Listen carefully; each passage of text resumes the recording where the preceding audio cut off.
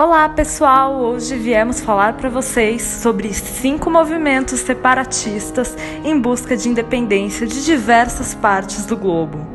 Começando pelos catalães. Os catalães argumentam que existe uma intenção por parte do governo espanhol de asfixiar a autonomia da região e recentralizar o território.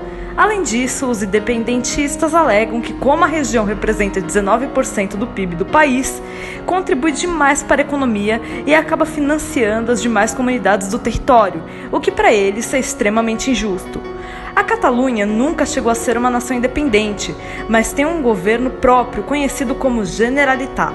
A região fazia parte do Reino de Aragão, quando foi unificada ao Reino de Castela em 1492, dando origem ao nascimento da Espanha. A Catalunha reacendeu o debate da independência em 2010, durante grave crise econômica que a Espanha passava. I want to invade Spain. Wait, you want to invade Spain? Sí. I thought you were Spain. I am not a Spanish. I am a Catalan. Sorry. Em segundo, temos os curdos. Perseguidos pelos turcos desde que surgiu, o grupo é considerado organização terrorista por Turquia, Europa e Estados Unidos. Depois de uma série de ataques recentes, a capital turca, Ankara, e a outra cidade do país, o PKK, e a região onde se esconde passam a ser bombardeados constantemente pela Organização do Tratado do Atlântico, OTAN. Vale ressaltar também que o Kurdistão hoje pegaria territórios pertencentes à Turquia, Iraque, Síria, Armênia e Irã. Nos últimos tempos, os curdos vêm recebendo apoio militar do Ocidente por causa da luta deles contra o ISIS. Em terceiro lugar, temos a luta do Tibete por liberdade. A partir de 1949, a China aderiu ao comunismo como regime político e econômico. No ano seguinte, incorporou ao seu território o Tibete, oferecendo a partir daquele momento uma autonomia controlada.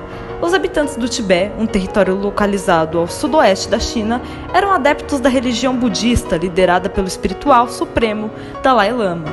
No ano de 1950, os monges tibetanos se revoltaram contra a dominação chinesa.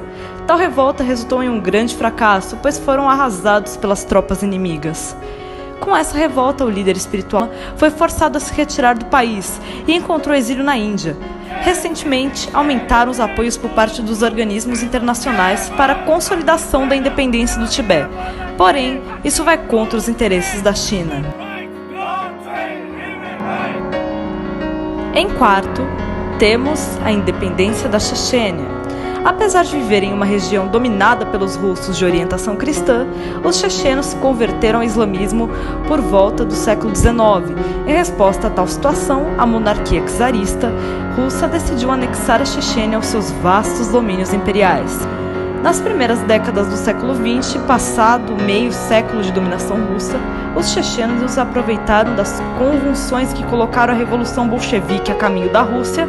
Dessa forma, decidiram formar um governo independente com a criação da República Montanhesa do Cáucaso Reino. Em 2004, ocorreu o massacre de Beslan. Terroristas chechenos foram responsáveis pela morte de 334 pessoas em uma escola. Mais da metade eram crianças e até hoje é uma data de grande tristeza para os russos.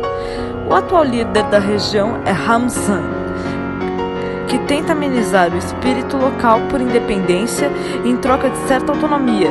Um exemplo disso é a vista grossa por parte de Moscou com relação aos campos de concentração de homossexuais na Chechênia.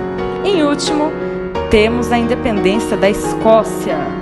O Reino da Escócia foi um estado independente desde a sua unificação em 1843 até 1707.